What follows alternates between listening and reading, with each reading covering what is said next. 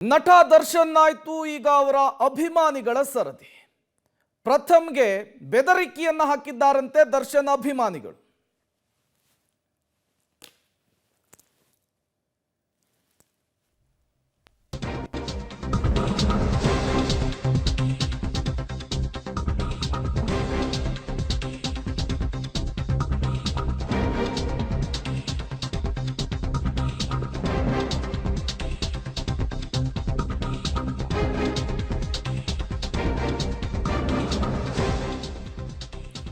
ದರ್ಶನ್ ವಿರುದ್ಧ ಹೇಳಿಕೆ ಕೊಟ್ಟಿದ್ದಕ್ಕೆ ಜೀವ ಬೆದರಿಕೆ. ನಟ ಪ್ರಥಮ್ಗೆ ಬೆದರಿಕೆಯ ಕರೆ ಒಂದು ಹೋಗಿದೆಯಂತೆ. ಅಂಧ ಅಭಿಮಾನಿಗಳಿಂದ ನಿರಂತರವಾಗಿ ಬೆದರಿಕೆ ಕರೆ ಅಂತೇಳಿ ದೂರನ್ನು ಕೊಟ್ಟಿದ್ದಾರೆ ನಟ ಪ್ರಥಮ್. ಜ್ಞಾನ ಭಾರತಿ ನಗರ ಪೊಲೀಸ್ ಠಾಣೆಗೆ ದೂರು ಸಲ್ಲಿಕೆಯಾಗಿದೆ. ಪ್ರಥಮ್ ದೂರನ್ನ ಆಧರಿಸಿ ಕೇಸನ್ನ ದಾಖಲಿಸಿಕೊಂಡಿದ್ದಾರೆ ಪೊಲೀಸರು. ಜೀವನ ದೊಡ್ಡದು, ಯಾರಿಗೋಸ್ಕರವೋ ಹಾಳು ಮಾಡಿಕೊಳ್ಳಬೇಡಿ. ಬದುಕು ಸುಂದರವಾದದ್ದು. ಅಂಧಾಭಿಮಾನಿಗಳೇ, ನಿಮ್ಮ ತಂದೆ ತಾಯಿಗಳಿಗೆ ಮೀಸಲಿಡಿ ನಿಮ್ಮ ಬದುಕನ್ನ ಅಂಥೇಳಿ ಸಾಮಾಜಿಕ ಜಾಲತಾಣ ಎಕ್ಸ್ ನಲ್ಲಿ ಬರಹವನ್ನು ಕೂಡ ಬರೆದುಕೊಂಡಿದ್ದಾರೆ. ಒಳ್ಳೆ ಹುಡುಗ ಪ್ರಥಮ್ ಜೊತೆ ಒಳ್ಳೆ ಹುಡುಗ ಪ್ರಥಮ್ ಇದ್ದಾರೆ ಮಾತನಾಡೋಕ್ಕೆ. ಸರ್, ಮೊದಲನೇದಾಗಿ ಪೊಲೀಸ್ ಸ್ಟೇಷನ್ ಕಂಪ್ಲೇಂಟ್ ಕೊಟ್ಟಿದ್ದೀರಾ, ಏನು ವಿಷಯಕ್ಕೆ? ನಿಮ್ಗೆ ಏನೋ ಬೆದರಿಕೆ ಬಂತಂತೆ, ಹೇಗೆ ಸರ್? ನಾನೇನು ಕೊಟ್ಟಿಲ್ಲ ಸರ್. ಅದು ಏನಾಯಿತು ಅಂದರೆ, ಕರ್ನಾಟಕದಲ್ಲಿ ಆಫೀಸ್ ನಂಬರ್ಗೆ ಒಂದು ದಿನಕ್ಕೆ 500 ಜನ ಪ್ರಥಮ್ ನಿಂಗೆ ಅದು ಮಾಡ್ತೀನಿ ಇದು ಮಾಡ್ತೀನಿ ಅಂತ ಹೇಳ್ತಾನೆ ಅವರಂತೆ. ಬಿಟ್ಟು ನಿಮ್ಮ ಕೆಲಸ ಮಾಡ್ರು, ಅವೆಲ್ಲ ಯಾಕೆ, ನಮ್ಗೆ ಅವೆಲ್ಲ ಮಾಡೋ ಕೆಲಸ ತುಂಬ ಇದೆ. ಇಲ್ಲ ಹಂಗೆ ಮಾಡ್ತೀನಿ ಹಿಂಗೆ ಮಾಡಿ ಸರ್, ಒಂದು ಅಟೆಂಡ್ ಮಾಡಿ ಸರ್ ಅಂತ ಯಾರೋ ಒಬ್ಬ ಕೊಟ್ಟರು. ನಾನು ರಿಸೀವ್ ಮಾಡಿದೆ. ಹೇಳಪ್ಪ ಅಂದೆ. ಅಲ್ಲ ಪ್ರಥಮ ಅಂದ. ನಿಜವಾಗ್ಲೂ ಪ್ರಥಮ ಅಂದ. ಇಲ್ಲ ಡೂಪ್ಲಿಕೇಟ್ ಪ್ರಥಮ, ಡೂಪ್ ಹಾಕವ್ರೆ ಪ್ರಥಮ್ಗೆ, ಹೇಳಪ್ಪ ಅಂದೆ. ಇದು ಎಲ್ಲಿದ್ಯಾ ಅಂದ. ಎಲ್ಲ ಇದ್ದೀನಿ ಹೇಳಪ್ಪ. ನಾನು ನೋಡಬೇಕು ಅಂದ. ನೋಡಿ ಏನು ಮಾಡ್ತೀಯಪ್ಪ ಅಂದೆ. ಗೊತ್ತಿಲ್ಲ ಏನು ಅಂತ, ಹೊಡಿಬೇಕು. ಹೊಡೆದು ಅದೇನು ಅಂತ ಗೊತ್ತಿಲ್ಲ, ಒಟ್ಟಿನಲ್ಲಿ ನಿನ್ನ ಬಗ್ಗೆ ಸೋಷಿಯಲ್ ಮೀಡಿಯಲ್ಲಿ ಹೇಳ್ತವ್ರೆ, ಹೊಡಿಬೇಕು ಅಂತ ಹೇಳ್ತವ್ರೆ. ಯಾರು ಹೇಳಿದ್ರು? ನಮ್ಮ ಗ್ರೂಪ್ಗಳಲ್ಲಿ ಹೇಳ್ತವ್ರೆ. ಏನು ಮಾಡ್ತೀಯ ಗ್ರೂಪಲ್ಲಿ ಬಂದ್ಬಿಟ್ಟು ಅಂತ ಹೇಳಿ.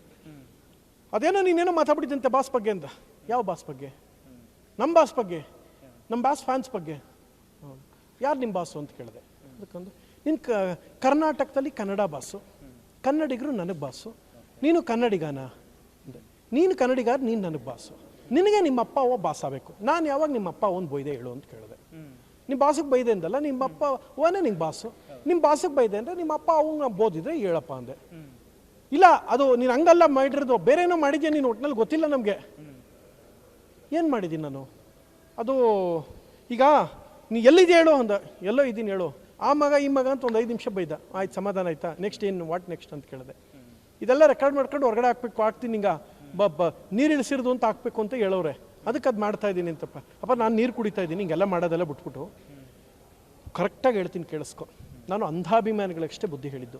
ನಾನು ಬೈಯೋ ಟೈಮನ್ನು ನಿಮ್ಮ ಅಪ್ಪ ಅವ್ನು ಚೆನ್ನಾಗಿ ನೋಡ್ಕೊಳ್ಳೋ, ಹಾಳದವನೇ. ಯಾಕೆ ಹಿಂಗೆ ಮಾಡ್ತೀವೋ? ಯಾರು ಹಿಂಗೆ ಪ್ರವೋಕ್ ಮಾಡ್ತವ್ರು ಈ ಥರ?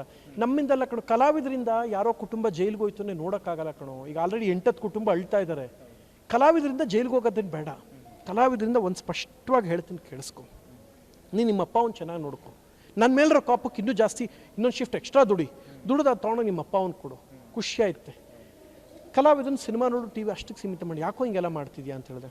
ಅಣ್ಣ ಸಾರಿ ಅಣ್ಣ, ನಿಮ್ಮ ಬಗ್ಗೆ ನಂಗೆ ಗೊತ್ತೇ ಇಲ್ಲ ಅಣ್ಣ, ಹಿಂಗೆ ಅನ್ಕೊಬಿಟ್ಟಿದ್ವಿ ನಾವು, ಅವ್ರ ಮಾತು ಕೇಳ್ಕೊಂಡು ಹಿಂಗೆ ಮಾಡಿದೆ ಅಂತ. ಹೌದಾ, ಸರಿ ಆಯಿತು, ಈಗೇನು ಮಾಡ್ತೀಯಪ್ಪ ರೆಕಾರ್ಡಿಂಗು ಅಂತ ಹೇಳಿದೆ. ಅಣ್ಣ ಇಲ್ಲ ಅಣ್ಣ ಸಾರಿ ಅಣ್ಣ, ನಂಗೆ ಕ್ಷಮಿಸ್ಬಿಡಿ ಅಣ್ಣ ಅಂತ ಕೇಳ್ದೆ. ಬೊಯ್ಬೇಕು ಅಂತ ಮಾಡ್ದೆ, ನಂಗೆ ಕ್ಷಮಿಸ್ಬಿಡಿ ಅಂತ ಹೇಳ್ದೆ. ಒಂಥರ ಅಂಗುಲಿಮಾಲ್ ಕತೆ ಥರ ಆಯಿತು. ಏನೋ ಒಬ್ಬನಿಗೆ ಹೇಳ್ಬೋದು, 500 ಜನಕ್ಕೂ ಹೇಳೋಕ್ಕಾಯ್ತದ? ನಾನು ಅರ್ಥ ಮಾಡ್ಕೊತೀನಿ. ನಾನು ಹೇಳೋದು ಇಷ್ಟೇ ಕಂಡ್ರು, ಕಲಾವಿದರನ್ನ ಕಲಾವಿದರಾಗಿ ನೋಡಿ. ಆಮೇಲೆ ನಮ್ಮ ಪರ್ಸ್ನಲ್ ಲೈಫ್ ನೋಡ್ಬಿಟ್ರೆ ನಿಮಗೆ ಗಾಬರಿ ಆಗೋಯ್ತೆ. ಆಮೇಲೆ ಈಗ ಭಾಳಷ್ಟು ಜನ ಹೇಳ್ತಾರೆ ಎಲ್ಲರ ಮೇಲೂ ಜಗಳ ಇರುತ್ತೆ ಸರ್. ಮೊನ್ನೆ ನನಗೂ ನನ್ನ ವೈಫ್ಗೂ ಒಂದು ಜಗಳ ಆಯಿತು. ಯಾಕೆ ಅಂತ ಹೇಳ್ತೀನಿ ಕೇಳಿ. ಅವರಪ್ಪ 300 ರೂಪಾಯಿಗೆ 5 ಸೀರೆ ಬತ್ತದಲ್ಲ ಕೊಡಿಸ್ಬಿಟ್ಟವ್ರೆ. ಮೊನ್ನೆ ಮಳೆ ಬತ್ತಲ್ಲ, ಕೆಳಗೆ ಇಟ್ಬಿಟ್ಟು ಹೊಟ್ಟೋಗ್ಬಿಟ್ರು. ಕೆಳಗೆ ಇಟ್ಬಿಟ್ಟು ಹೋದಾಗ ಏನಾಗೋಯ್ತು, ಹೆವಿ ಮಳೆ ಬತ್ತು, ಸೀರೆದು ಒಂಚೂರು ಬಣ್ಣ ಎಲ್ಲ ಬಂದ್ಬಿಟ್ಟಿತ್ತು ಒಂಚೂರು. ಅದೆಲ್ಲ ನಾನು ಸಂಜೆ ಅದು ಇದು ಮುಗಿಸ್ಕೊಂಡೆಲ್ಲ ಬರ್ತಾ ಇದ್ದೀನಿ. 13,000 ರೂಪಾಯಿ ಕೊಡಿನು. 13,000 ರೂಪಾಯಿನ? ಯಾಕಪ್ಪ ಅಂತ ಕೇಳಿದೆ. ಅವ್ನು ನಂಗೆ ಏನು ಕೊಟ್ಟಿಲ್ಲ, 13,000 ರೂಪಾಯಿ ಕೊಡಿದ್ದು. ನಿಮ್ಮ ಮನೆಗೆ ಬಂದಿದ್ದಕ್ಕೆ ಬಟ್ಟೆ ಇಟ್ಟಿದ್ದೆ, ಮಳೆ ಬಂದು ಬಣ್ಣ ಎಲ್ಲ ಹೊಟ್ಟೋಗಿದೆ, 13,000 ರೂಪಾಯಿ. 13,000 ರೂಪಾಯಿನ? 300 ರೂಪಾಯಿಗೆ 5 ಸೀರೆ ಅದು ಅವರಪ್ಪ ತಗೊಟ್ಟಿರೋದು. ಅದನ್ನು 13,000 ರೂಪಾಯಿ ಕೊಡು ಅಂತ ಹಿಡ್ಕೊಬಿಟ್ರು. ನಾನಾಗಂದೆ, ಹೋಗ್ಬೇಕಾದ್ರೆ ನಿಮ್ಮ ತವ್ರ ಮನೆಗೆ ಹೋಗ್ಬಿಟ್ಟು ಸಿದ್ದರಾಮಣ್ಣ ಪ್ರತಿ ತಿಂಗಳು 2,000 ರೂಪಾಯಿ ಕೊಡ್ತಾರೆ, ಆ ಥರ 7 ತಿಂಗಳಿದ್ದ 14,000 ರೂಪಾಯಿನೇ ಕೊಡ್ತಾರೆ. ನಾನು 13,000 ರೂಪಾಯಿ ಎಲ್ಲ ಕೊಡೋಕ್ಕಿಲ್ಲ ಅಂದ್ಬಿಟ್ಟೆ. ನಾನು ಅಡುಗೆ ಮಾಡೋಕ್ಕಿಲ್ಲ ಅಂತ ಅವ್ರು ಅಂದ್ಬಿಟ್ರು. ಆ ದಿನ ಜಗಳ ಆದಾಗ ಹೆವಿ ಮಳೆ ಬತ್ತಿತ್ತಲ್ಲ, ಫುಡ್ ಆರ್ಡ್ರ್ ಮಾಡಿದೆ ಸ್ವಿಗ್ಗಿಲಿ ಆರ್ಡ್ರ್ ಮಾಡಿದಾಗ ಏನಾಗೋಯ್ತು, ಅವ ಸ್ವಿಗ್ಗಿ ಅಂತ ಅಂದ್ಕೊಟ್ಟೆ ಹೆವಿ ಮಳೇಲಿ. ನಂಗೆ ಅವ್ನು ನೋಡಿದ್ರೆ ಬೇಜಾರಾಗೋಯ್ತು. ತಕ್ಷಣ ಏನು ಮಾಡಿದೆ, ಪಾಪ ಮಳೇಲಿ ನೆನ್ಕೊ ಬಂದಲ್ಲ ಅಂತ ಕೊಕೇನ್ ಸಿನಿಮಾ ಇತ್ತಲ್ಲ, ಜಾಕೆಟ್ ಅದು ಫೋಟೋಶೂಟ್ ಬಳಸಿದ್ವಲ್ಲ, ಆ ಜಾಕೆಟ್ ಅಣ್ಣ ಈಗ ಹೊಸ್ತಾಗ ಬಂದಿದೆ, ಈಗ ಒಂದು 5 ನಿಮಿಷ ಹಾಕಿದ್ದು, ನೀ ಇಟ್ಕೊ ಮಳೇಲಿ ನೆನ್ಕೋಬೇಡ ಅಂತ ಕೊಟ್ಬಿಟ್ಟೆ. ಅಭಿಮಾನಿಗಳು ಜನರ ಜೊತೆ ನಾವು ಹಿಂಗಿರಬೇಕು, ಮನೆಯವ್ರ ಜೊತೆಗೆ ಹಿಂಗಿರಬೇಕು, ಜಗಳ ಆಡಿದ್ರು ಹಿಂಗಿರಬೇಕು. ನಾವು ಕೂತ್ಕೊಂಡು ಹೊಡೆಯೋದು ಅವ್ರನ್ನ ನಮ್ಮ ಕೆಲಸಕ್ಕೆ, ಇದೆಲ್ಲ ತಪ್ಪು. ಯಾವ್ದು ನಿಮ್ಮ ಮನೇಲಿ ಜಗಳ ಆಗಿತ್ತು, ಅದನ್ನ ಅವ್ರ ಮೇಲೆ ತೀರಿಸಲಿಲ್ಲ ನೀವು? ಅವೆಲ್ಲ ಮಾಡ್ಬಾರ್ದು. ಲೇಟಾಗಿ ಬಂದ್ರು ಅಂದರೆ ಈಗ ಅವಾಗ ಬಂದ, ಮಳೇಲಿ ನೆನ್ಕೊ ಬಂದ, ಲೇಟ್ ಆಯಿತು, 27 ನಿಮಿಷ ತೋರಿಸಿತ್ತು, 1-1/4 ಗಂಟೆ ಬಿಟ್ಕೊ ಬಂದ ಅವ. ಮಳೇಲಿ ತಂದಲ್ಲ, ನಾನು ಅವನ ಮೇಲೆ ಕೂತ್ಕೊಂಡೆ, ನನ್ಗೆ ಊಟ ಲೇಟಾಗಿ ಬಂದು ಅಂದು ಹೊಡೆದ್ಬಿಟ್ರೆ ಏನು ಸಿಗ್ತದೆ? ಅವ ಪಾಪ ಕಾರ್ಮಿಕ, ಅವ ಜನಗಳ ಥರ ನೋಡ್ಬೇಕು ಸರ್, ಅವರಿಂದ ನಾವು ಬದುಕಿರ್ತೀವಿ ಸರ್. ಅವ್ನು ಏನೋ 100 ರೂಪಾಯಿ ಕೊಟ್ಟು ನೋಡ್ದ ಅಂದರೆ ನಮಗೊಂದು ಯೋಗ್ಯತೆ ಸಿಕ್ಕಿರ್ತದೆ. ನೀ ಹೇಳ್ತಿಯಲ್ಲ, ನನಗೆ ಅವನೇ ಬಾಸು, ಕರ್ನಾಟಕದಲ್ಲಿ ಕನ್ನಡ ಬಾಸು, ಕನ್ನಡಿಗರು ನಮಗೆ ಬಾಸು. ಏನ್ರಯ್ಯ ನೀವು ನಿಮ್ಮ ಜೀವನ ಹಾಳು ಮಾಡ್ಕೊಂಬಿಡ್ರು ಯಾರ್ಯಾರಿಗೋಸ್ಕರನು. ನನಗೆ ನೆನ್ನೆ ಏನಾಯ್ತು ಗೊತ್ತಾ, ನೆನ್ನೆ ಎಲ್ಲ ಮೊನ್ನೆ ಏನಂಗದೆ, ಯೂಟ್ಯೂಬಲ್ಲಿ ಐತೆ ನೋಡಿಬೇಕಾ, ನಾನು ಪ್ರೋಗ್ರಾಮ್ ಮುಗಿಸ್ಕೊ ಬರ್ತಾ ಇದ್ದೆ, ಪ್ರಥಮ್ ಬಾಸ್ ಅಂದ, ಪೈಡ್ ಕಪಾಲಕ್ಕೊಂಡ್ಬಿಟ್ಟೆ. ಯಾಕೆ ಹೊಡೆದ ಹೇಳಿ ಅವನಿಗೆ? ಅವ್ನು ನನ್ನ ಬಾಸ್ ಅಂದ. ಈ ಬಾಸ್ ಅಂದಿಟ್ಕೆ ನಾನು ಅವ್ನು ಬಾಸ್ ಅನ್ಸ್ಕೊಳ್ಳೋ ಕೆಲಸ ಏನು ಮಾಡಿದ್ದೀನಿ? ನಾನು ಅವ್ನಿಗೊಂದು ತನ್ನ ಕೊಟ್ಟಿಲ್ಲ, ಅವ್ನ ಕರಿಯರ್ ಒಂದು ಹೆಲ್ಪ್ ಮಾಡಿಲ್ಲ ಅಂದಮೇಲೆ ಅವ್ನು ನನ್ನನ್ನು ಬಾಸ್ ಅನ್ನೋ ನನಗೆ ಮದ ಇರುತ್ತೆ, ತಲೆ ತಿರುಗುತ್ತೆ. ನಾನು ಹಂಗೆ ಓಡಾಡಬೇಕು, ಹಿಂಗೆ ಓಡಾಡಬೇಕು, ಒಂದು 10 ಜನನ ಜೊತೆಲಿ ಹಾಕೊಂಡು ಬೇಡ್ರು. ಪ್ರಥಮ್ ಆಗಿರಕ್ಕೆ ಬಿಡಿ. ನನ್ನೊಂದು ಸಿನಿಮಾ ನೋಡಿದೆ, ನಟಭಯಂಕರ ಅಮೆಝಾನಲ್ಲಿ ನೋಡಿದೆ, ಬಾಸ್ ಅಂದ. ನೀನು ನಟಭಯಂಕರ ಅಮೆಝಾನಲ್ಲಿ ನೋಡಿದೆ ಅಂದಲ್ಲ, ನೀನು ನನಗೆ ಜೀವನ ಕೊಟ್ಟಿದ್ಯಾ, ನೀನು ನನಗೆ ಗ್ರೇಟು. ಕರ್ನಾಟಕದಲ್ಲಿ ಕನ್ನಡ ಬಾಸು, ಕನ್ನಡಿಗರು ನನಗೆ ಬಾಸು, ನೀ ಕನ್ನಡಿಗ, ನೀನು ನನಗೆ ಬಾಸು. ನಾನು ನಿನ್ನನ್ನು ನೆನೆಸ್ಕೋಬೇಕು. ನಿಮ್ಮ ಅಪ್ಪ ಅವನ ಆಶೀರ್ವಾದ ಇರೋಕ್ಕೆ ನೀನು ನನಗೊಂದು ಇಷ್ಟಪಡ್ತದೆ, ಅದು ಸಾಕು. ಬಾಸ್ ಅಂದಲ್ಲ ಕಪಾಲ ಕೊಡ್ತೀನಿ ಇನ್ನೊಂದ್ಸಲ ಬಾಸ್ ಅಂದರೆ. ಯಾವನು ಬಾಸ್ ಅಲ್ಲ, ದಯವಿಟ್ಟು ಬಾಸ್ ಅನ್ನೋದು ಬಿಟ್ಬಿಡಿ. ನಮ್ಮ ಮದ ಇರುತ್ತಪ್ಪ, ಬೇಡ್ರು, ಬೇಡ, ಸಾಮಾನ್ಯವಾಗಿರಕ್ಕೆ ಬಿಡಿ.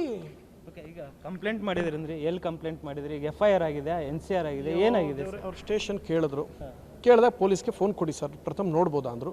ತಗೊಳ್ಳಿ ಸರ್ ಅದು. ಪ್ರಥಮ್ ಅವ್ರಿಗೆ ಡೌಟ್ ಆಗೋಯ್ತು, ಏನು ಕೇಳಿದ ತಕ್ಷಣ ಪ್ರಥಮ್ ಫೋನ್ ಕೊಟ್ಟಿಲ್ಲ ಅಂದು. ಸರ್ ನಂದು ಅಂಥದ್ದು ಏನಿಲ್ಲ ಸರ್ ಅಂತ. ತಗೊಳ್ಳಿ ಸರ್ ಆರಾಮಾಗಿ, ನನ್ನ ಫೋನಲ್ಲಿ ಯಾವ ಲಾಕು ಇಲ್ಲ, ನಿಮ್ಮ ಎದುರಿಗೆ ತೋರಿಸ್ತೀನಿ ನೋಡಿ. ಇನ್ಯಾರೋ ಬೈಯಕ್ಕೆ ಫೋನ್ ಮಾಡಿದಾಗ, ಯಾರಪ್ಪ ಇವ, ಆಮೇಲೆ ಎತ್ತುತ್ತೀನಿ, ಆಮೇಲೆ ಪುನಃ ಫೋನ್ ಮಾಡ್ತೀನಿ. ಅಲ್ಲ, ನಾನೇನು ಎತ್ತುತ್ತೀನಿ, ಅದು ಎತ್ತಿದ್ರೆ ಏನು ಗೊತ್ತಾ, ನಿಮ್ಮ TVಲಿ ಟೆಲಿಕಾಸ್ಟ್ ಮಾಡೋಕ್ಕೆ ಆಗಲ್ಲ ನೋಡಿ, ಕಟ್ ಮಾಡಿದ್ರೆ ಮತ್ತೆ ಶುರು ಮಾಡೋದು. ಬೇಡ ಟೆಲಿಕಾಸ್ಟ್ ಮಾಡೋಕ್ಕಾಗಲ್ಲ. ನೀವು ನಿಮ್ಮ ಚಾನಲ್ಗೆ 1,000 ಜನ ಅನ್ಸಬ್ಸ್ಕ್ರೈಬರ್ ಆಗೋತಾರೆ. ಇಂಥ ಕೆಟ್ಟ ಪದ ನಿಮಗೆ ಡಿಕ್ಷನರಿಲಿ ಸಿಗದಿರೋ ಪದವೆಲ್ಲ ಮಾತಾಡ್ತವೆ. ಆಯಿತಾ? ನನ್ನ ಫೋನ್ ನೋಡಿ ಲಾಕ್ ಆಗಿರುತ್ತಲ್ವಾ, ಹಿಂಗಿರುತ್ತೆ ಅಂದ್ಕೊಳ್ಳಿ, ಕಂಟಿನ್ಯೂ ಹಿಂಗೆ ಎಂಗೇಜ್ ಇದೆ, ದಿನ ಬತ್ತನೇ ಇರ್ತದೆ. ನಾನು ಸೈಲೆನ್ಸ್ ಮಾಡಿ ಇಟ್ಬಿಡ್ತೀನಿ, ನೆಟ್ ಆನ್ ಮಾಡಿದಕ್ಕೆ ಟಕ್ಕನ ಕಾಲ್ ಬರ್ತದೆ. ಅದೇನೋ ಮಾಡ್ತೀನಿ ಅಂತ ಏನೂ ಮಾಡಲ್ಲ. ಹೋಗಿ ಊಟ ಮಾಡಿ, ನಂಗೆ ಏನೋ ಮಾಡೋದು ಬಿಟ್ಟು ಚೆನ್ನಾಗಿ ದುಡಿಮೆ ಮಾಡಿ, ನಿಮ್ಮ ಅಪ್ಪ ಅವ್ನು ಚೆನ್ನಾಗಿ ನೋಡ್ಕೊಳ್ಳಿ. ನಾನು ಹೇಳಿದ್ರು ಅಂಧಾಭಿಮಾನಿಗಳಿಗೆ ಕಂಡ್ರು, ನೀವು ಯಾಕ್ರೋ ತಲೆ ಕೆಡ್ಸ್ಕೊಂಡು ನಮ್ಮ ಪ್ರಾಣ ತಿಂತೀರಾ, ಹೋಗ್ರು. ಅದೇ ನೀವು ಸೋಷಿಯಲ್ ಮೀಡಿಯಾದಲ್ಲಿ ಪೋಸ್ಟ್ ಹಾಕಿದ್ದೀರಾ, ಈ ಒಂದು ಕಂಪ್ಲೇಂಟ್ ಪೊಲೀಸ್ ಅವ್ರು ನೋಡ್ಕೊತಾ ಇದ್ದಾರೆ, ಆಮೇಲೆ ಅದನ್ನ ಅವರೇ ನೋಡ್ಕೊತಾರೆ, ಕಾಲ್ಸ್ನ ಅಂಧಾಭಿಮಾನಿಗಳಿಗೆ ಹೇಳಿದ್ರು. FIR ಆಗಿದೆ ಅಂದರೆ ಒಂದು ನಿಮಿಷ ಅವ್ರೇನಾರು ತೆಗೆದು ಅರೆಸ್ಟ್ ಮಾಡಿಬಿಡ್ತಾರೆ. ನೀವು ಇಂಥದ್ದನ್ನೆಲ್ಲ ಬಿಟ್ಟು ಕೆಲಸ ಮಾಡ್ರು. ನನ್ನ ಕೇಳಿದ್ರು ಪೊಲೀಸು, ಅರೆಸ್ಟ್ ಪ್ರಥಮ ತಪ್ಪು ಯಾರೇ ಮಾಡಿದ್ರು ತುಂಬ ಜನಕ್ಕೆ ಆಗ್ತಾ ಇದೆ. ನಾನಂದೆ ಸರ್ ವಾನ್ ಮಾಡಿ ಕಳಿಸಿ ಸರ್. ಕಲಾವಿದರಿಂದ 5-6 ಕುಟುಂಬ ಈಗ ಆಲ್ರೆಡಿ ಜೈಲಿಗೆ ಹೋಗಿದೆ, ಅವ್ರ ತಾಯಿ ಕಣ್ಣೀರು ನೋಡೋಕ್ಕಾಯ್ತಿಲ್ಲ. ನನ್ನ ಕಡೆಯಿಂದ ಹೋದ್ರು ಅಂದರೆ ನನಗೆ ಊಟ ಸೇರಲ್ಲ ಸರ್. ಸರ್ ನಮಗೆ ಜನ ದೇವರು, ಆದ್ರೆ ಇವ್ರು ಅತಿಯಾಗಿ ಮಾಡ್ಕೊಂಡವ್ರು ಹೆಂಗೆ ಸರ್? ಅಪ್ಪು ಬದುಕಿರ್ಲ್ವ ಸರ್? ಅಪ್ಪು ಹತ್ರ ಏನಿರಲ್ಲ ಸರ್, ಏನೇನೆಲ್ಲ ಮಾಡ್ಬೋದಾಗಿತ್ತು ಸರ್, ಏನಿರಲ್ಲ ಹೇಳಿ. ಸುದೀಪ್ ಅವ್ರು ಇಲ್ವಾ ಸರ್? ಸೀರಿಯಸ್ಲಿ ನಂಗೆ ಆ ಖುಷಿ ಏನಂದರೆ, ನಂಗೆ ಯಶ್ ಅವರು ಸುದೀಪ್ ಅವ್ರು ಯಾಕೆ ಖುಷಿ ಅಂದರೆ, ಧ್ರುವ ಅವ್ರು ಇವರೆಲ್ಲ ಹೇಗೆ ಅಂದರೆ ನೆಗೆಟಿವಿಟಿನ ಹತ್ರಕ್ಕೂ ಇಟ್ಕೊಳ್ಳ ಸರ್. ನಾನು ಸೀರಿಯಸ್ಲಿ ಹೇಳ್ತೀನಿ ಕೇಳಿ. ಎಷ್ಟೋ ಜನ ಹೇಳ್ತಾರೆ ದರ್ಶನ್ ಸರ್ ಬಂದರೆ ಅದು ಇದು ಅಂತ. ನಾನು ಅವ್ರಿಗೇನು ಸೀರಿಯಸ್ಲಿ ನಾಳೆ ದರ್ಶನ್ ಸರ್ ರಿಲೀಸ್ ಆದರೆ I am the happiest person. ಅಣ್ಣ ನಾನು ಚಿತ್ರರಂಗ ಕಂಟಿದ್ದು ಕಳಂಕ ನಿರ್ಮೂಲನೆ ಆಯಿತು ಅಂತ ಖುಷಿ ಪಡ್ತೀನಿ. ನಾನು ಎಲ್ಲರೂ ವಿರೋಧಿಸಿದ್ದೀನಿ. ನಾನು ಹೇಳ್ತಿರೋದು ಅಂಧಾಭಿಮಾನಿಗಳಿಗಷ್ಟೇ ಬೈತಾ ಇರೋದು, ಅಂಧಾಭಿಮಾನಿಗಳು ಅಂತ. ಯಾರು ಯಾವ ವಿಚಾರದಲ್ಲಿ ಹೆಂಗೆ ಪುಣ್ಯಾತ್ಮರೊಬ್ರು ಕ್ವಶನ್ ಕೇಳಿ ಹಂಗೆ ಕೇಳ್ಬಿಟ್ರು, ಅಂಧಾಭಿಮಾನಿಗಳು ಸ್ಟೇಷನ್ ಮುಂದೆ ಇದು ಮಾಡ್ತವ್ರೆ ಸರ್. ಸತ್ಯ ಗೊತ್ತಾ, ಏನಕ್ಕೆ ಆಧಾರ ತಿಳ್ಕೊಳ್ಳಿ ಸರ್. ಅನ್ನಪೂರ್ಣೇಶ್ವರಿ ನಗರ ಪೊಲೀಸ್ ಸ್ಟೇಷನ್ ಇದೆಯಲ್ಲ, ಅದರಿಂದ 200 ಮೀಟರ್ಸ್ ದೂರದಲ್ಲಿ ಅಣಜಿ ನಾಗರಾಜ್ ಅಂತ ಕ್ಯಾಮ್ರಾಮನ್, ಅವ್ರಿಗೆ ಬ್ಲಡ್ ಕ್ಲಾಟ್ ಆಗಿ ಸೀರಿಯಸ್ ಆಗಿದ್ರು. 4 ಡೇಸಿಂದ ಒಂದು 10 ಡೇಸ್ 1 ಮಂತಿಂದ ಡೆತ್ ಬೆಡ್ಡಲ್ಲಿದ್ದರು. ವಾಪಸ್ ಬಂದಿದ್ದು ಮಿರಾಕಲ್, ಬ್ಲಡ್ ಕ್ಲಾಟ್ ಆಗಿತ್ತು.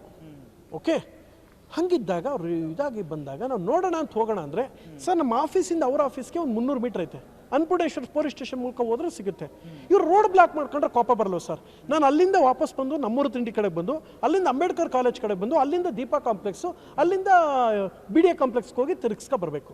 5 ಕಿಲೋಮೀಟರ್ 7 ಕಿಲೋಮೀಟರ್ ಜಾಸ್ತಿ ಆಯ್ತು ಜಾಮ್ ಆಗಿ. ಅಂದರೆ ಇಲ್ಲಿ ನಾನು ಅದಕ್ಕೆ ಆಮೇಲೆ ಅಲ್ಲಿ ಬಂದು ಜೈಕಾರ ಹಾಕೊಂಡು ಕೂತಿರ್ತಾರೆ. ಥಿಯೇಟ್ರ್ ಮುಂದೆ ತಂದು ಜೈಕಾರ ಹಾಕ್ಬೇಕು, ಹುಡ್ತಾ ಬುದ್ಧಿನ ಜೈಕಾರ ಹಾಕಿ ಅಲ್ಲಿ ಅವ್ರು ಕೆಲಸ ಮಾಡೋಕೆ ಬಿಡಿ. ಆಮೇಲೆ ಮಾಧ್ಯಮದವರು ನೀವು ನಿಮ್ಮ ಕೆಲಸ ಮಾಡ್ತಾಯಿದ್ರೆ, ಪೊಲೀಸ್ನವರು ಇನ್ವೆಸ್ಟಿಗೇಷನ್ ಅವ್ರ ಕೆಲಸ ಮಾಡ್ತಾರೆ. ಲಾಯರು ಅವ್ರ ಕೆಲಸ ಮಾಡ್ತಾರೆ, ಕಾನೂನು ಅವ್ರ ಕೆಲಸ ಮಾಡ್ತಾರೆ. ನೀವು ಇಲ್ಲಿ ಕೂತ್ ಯಥಾ ರಾಜ ತಥಾ ಪ್ರಜಾ ಅನ್ನೋ ಹಾಗೆ ಒಂದು ಕಡೆ ಅವರ ಬಾಸು ಕೊಲೆ ಕೇಸ್ನಲ್ಲಿ ಲಾಕ್ ಆಗಿದ್ದಾರೆ, ಮತ್ತೊಂದು ಕಡೆ ಅವರ ಶಿಷ್ಯಂದ್ರು ಅದರ ವಿರುದ್ಧ ಮಾತನಾಡುವವರ ವಿರುದ್ಧ ಧಮಕಿ ಹಾಕೋದು, ಬೆದರಿಕೆಯ ಕರೆ ಒಡ್ಡುವಂತಹ ಕೆಲಸವನ್ನು ಮಾಡ್ತಾ ಇದ್ದಾರೆ. ಚೋರು ಗುರುಗೆ ಚಾಂಡಾಳು ಶಿಷ್ಯಂದ್ರು ಅಂಥೇಳಿ ಪ್ರಥಮ ಆ ಅರ್ಥದಲ್ಲಿ ಮಾತನಾಡಿರುವಂಥದ್ದು.